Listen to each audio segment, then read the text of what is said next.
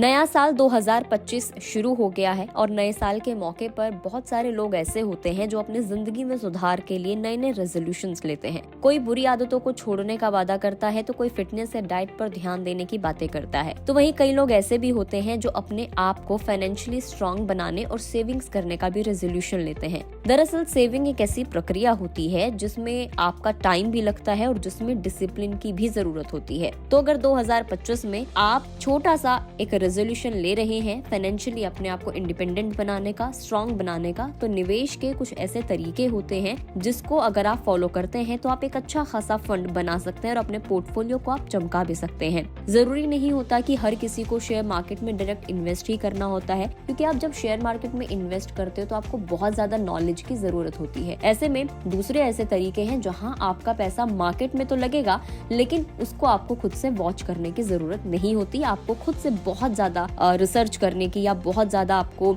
उसके ऊपर अपना दिमाग लगाने की जरूरत नहीं होती। ऐसे में म्यूचुअल फंड एक ऐसा तरीका माना जाता है जिसके जरिए आप निवेश कर सकते हैं। म्यूचुअल फंड में निवेश करना शेयर बाजार में इनडायरेक्ट निवेश के बराबर होता है और इसमें कई निवेशकों का पैसा इकट्ठा किया जाता है और उसे अलग अलग वित्तीय साधन जैसे कि शेयर, बॉन्ड और मनी मार्केट में लगाया जाता है और इसे एसेट मैनेजमेंट कंपनियां ऑपरेट करती हैं। म्यूचुअल फंड में कंपैरेटिवली रिस्क कम होता है क्योंकि जो अमाउंट इकट्ठी की जाती है उसे अलग अलग जगहों पर निवेश किया जाता है और निवेश की जो मिनिमम अमाउंट होती है वो 500 रुपए से शुरू होती है, जिससे कि ये छोटे और नए इन्वेस्टर्स के लिए काफी ज्यादा सही होती है। अब आपको हम कुछ ऐसे म्यूचुअल फंड्स भी बता देते हैं जहां अगर अपना पैसा लगाते हैं, आप छोटा सा इन्वेस्टमेंट शुरू करते हैं तो आपको फायदा हो सकता है और आपका पोर्टफोलियो अच्छा हो सकता है और आप एक अच्छा खासा फंड बना सकते हैं।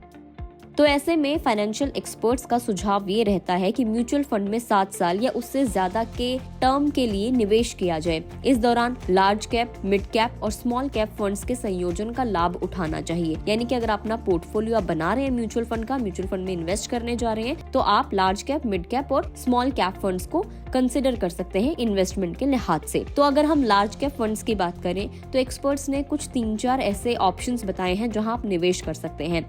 तो लार्ज कैप फंड्स में पहला हो गया ICICI prudential blue chip fund, दूसरा है Nippon India large cap fund और तीसरा है HDFC टॉप 100 फंड।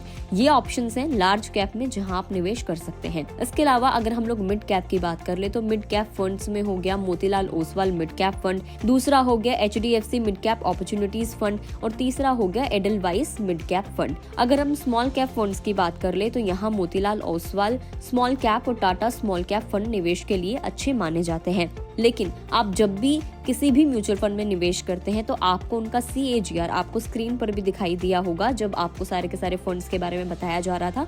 आप देख सकते हैं कि आपको 1, 2 या 3 सो ऑन इन सारे सालों में आपको कितना ज्यादा रिटर्न मिला है, उसके हिसाब से आप उसमें इन्वेस्ट कर सकते हैं।